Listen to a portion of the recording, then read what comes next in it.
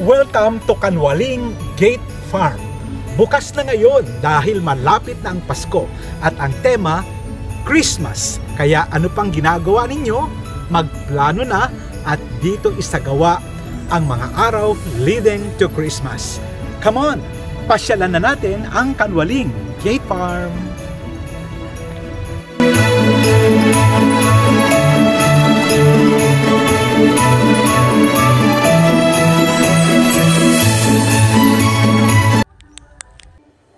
Pagpasok mo dito sa Kanwaling Gate Farm, guaranteed ang magagandang halaman na makikita at magwe-welcome sa iyo. Tulad na lang nito. Ang mga bougainvilleas na perfectly arranged at prepared para mag-welcome sa inyo. Plus, ang beautiful cascading garden na nakikita nyo sa dako roon. Pasyalan pa natin. Akala mo water, yun nagkakascade. Ang bumababa pala ay napakagandang bulaklak na siguradong magugustuhan ng whole family. Sabi ko na sa inyo, magagandang bulaklak at parang may restaurant doon na naghihintay ng masarap na halo-halo na pupuntahan natin mamaya. Si Santa Claus, hindi lang siya isa, marami ang naghihintay sa inyo.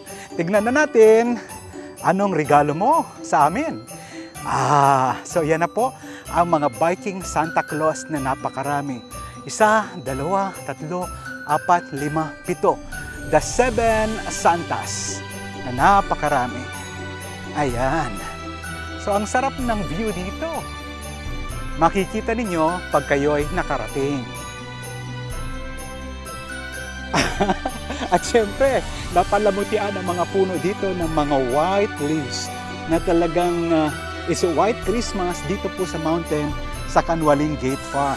At syempre, marami po sila. Ayan, nakikita ninyo paunti-unti. So itong location na ito dapat may shot kayo. At tingnan nyo naman yung garden mula dun tayo sa baba. Nakikita nyo na from this point. So meet the characters of Christmas dito sa Kanwaling Gate Farm. Kamukha ko ba? So mag-i-enjoy ang mga kids ninyo plus ang mga white Christmas trees na napakarami, no? Kaya talagang sabi ni Kuya Jun na Natiweng, talagang ready na sila at ngayong araw ang open ito. So ano pang hinihintay ninyo? Christmas na. So ang mga kids ninyo sigurado talagang magugustuhan ito. I love these Christmas trees, no? Oh, tingnan mo ito. Oh. Iba talaga yung talagang nagagawa ng kulay white, no? Plus, nabiblend siya sa mga tunay na trees na dito makikita. It's white spot, white Christmas for Kanwaling Gate Farm. So, ito na. Sinasalubong na tayo ng mga sundalo ng Pasko. Para bang marami akong sundalong nasa gilid. So ang sarap ng pakiramdam na wini-welcome kayo ng mga statue ng Christmas soldiers. Meet natin siya, hindi ko alam kung anong pangalan mo eh. So, ikaw pa. Pero pare-pareho kayo ng mga bigote ninyo. So yan.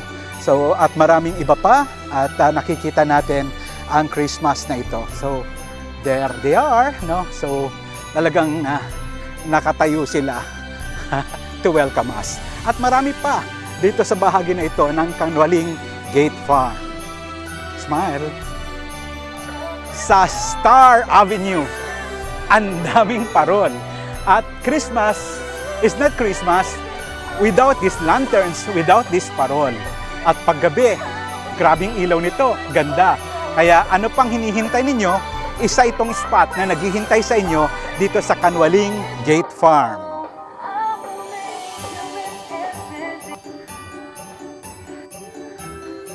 So, nakikita nyo naman, sa gabi iba pa ang beauty nito, iba ang ganda nito. Pero talaga, nilagay sa kawayan, nandoon siya, the Star of Bethlehem ba? The Star of Christmas, no? Plus, yung magagandang halaman. Huwag mong iisnabin dahil perfectly arranged siya for this occasion. mayayabong yan dati. At dito naman, every day is Christmas Day. Wow! Parang ang sarap umakyat doon. Upo ako dito. Kunan mo kami. Magkakamukha na ba kami? So, it's fun for you and your family. So, every day is Christmas. Ito naman yung mga pati-pati Santa Claus. At ang maganda dito, yung magagandang flowers na hindi po yan plastic. It's real, no? Yung mga pula na yon. Pero siyempre, yung mga butterfly na nasa taas ng puno, na inarrange ng De Los Reyes family, ay talagang napakaganda. Plus, may mga characters pa na naghihintay doon. Pero, si Darna, naka-wear ng Mangyan dress, no? So, tignan mo. Curious tayo. Meron palang Mangyan Darna. Kasi, tignan mo naman, ang ganda niya, no? At siyempre, ang partner niya, hindi na underwear o brief. Naka-Mangyan bahag si Superman. Looking sa napakagandang view ng San Jose, looking bubog and the rest of San Isidro o Canwaling. Ito yung Belen, ano? May 3 haring nagsidalaw. Kilala mo ba kung sino mga hari na bumisita kay Baby Jesus at kay Mama Mary at kay Saint Joseph sa sabsaban? Merong sabsaban dito. So, sila ay naghandog ng tanging alay. Ang Pasko ay sumapit. So, this is Christmas dito po sa Canwaling. Ito yung sitting Santa Claus na naghihintay sa inyo. Masarap umupo pero basa lang nung ako'y nakarating. Pero yung kanyang space, mukhang pang dalawahang tao, pang mag-lovers in Canwaling. Ano, uupo kayo dyan at magpapapicture kayo with Santa Claus. With the real Christmas tree. Decorated with this and that. Pero ang ganda nun, no? Ang ganda ng mga orchids na talagang, pero may CCTV ba dito? Baka mawala yung isa. At nasa sasakyan ko na. Pero talagang napakaganda ho.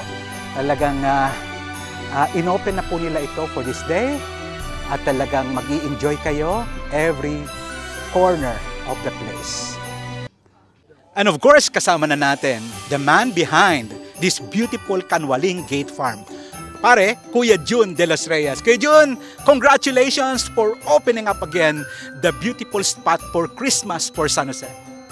Magandang hapon po sa inyong lahat at kami po ay nagpapasalamat dito sa aking kumpare kay Vice at nagkaroon siya ng time na makapasyal dito. Maraming salamat. Kayo po ay natutuwa at nakarating kayo rito. So ito pong Canwaling Gateway Farm ay ito na po yung tatlong taon natin na may open itong ating Christmas Village. Wow. So tuloy-tuloy po to yearly. So pasyal na po kayo dito at makita po ninyo yung ganda ng Canwaling Gateway Farm.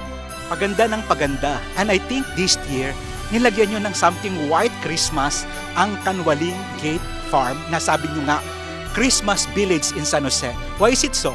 Ito pong White Christmas, ito po yung first time natin na naglagay, no? Naglagay ng White Christmas dito sa KGF. Ano?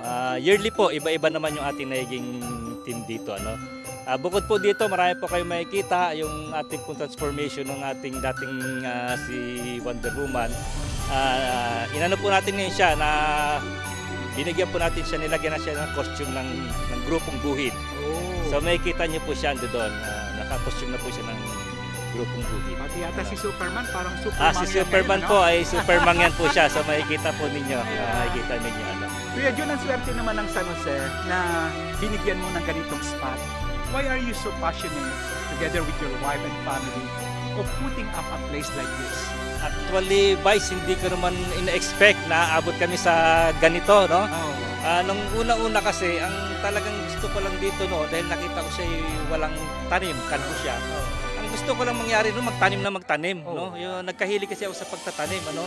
So hindi ko ina-expect na habang tumatagal, madidevelop namin siya ng ganito at umabot na nga sa ganito. Ayan. Ano, yun naman, wala naman ako ina-expect na aabot ako sa ganitong aspeto. At syempre, may yung mga dati ninyong manggagawa, mukhang nag-improve sila na nag-improve. Parang passionate din sila na maging parang co-owner ng lugar. Ano observation mo sa kanila of welcoming guests and planting more flowers and trees for our place and our people. Tama yun, Vice.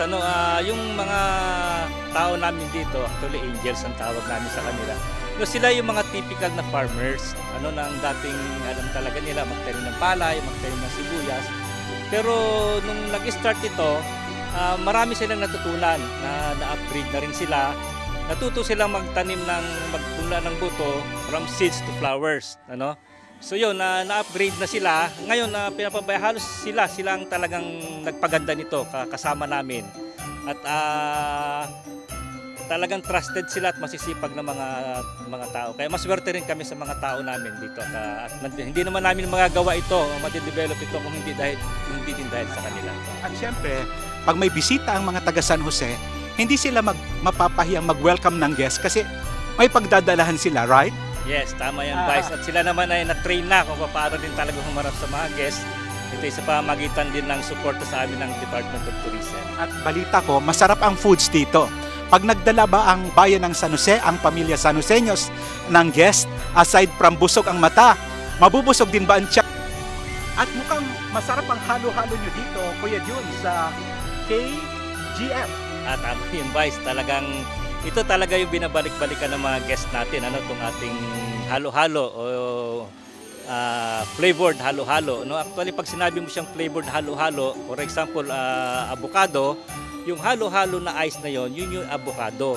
Pero hindi siya yung powdered avocado, kundi ito yung fresh avocado na ginawa na siyang yelo, kaya flavored halo-halo. So marami po tayong flavor ng iba-ibang klase ng halo-halo, avocado, langka, mangga, marami pa po, iba-iba. At yan po talaga ang masabi namin binabalik-balikan dito, pati na rin po yung aming pansit.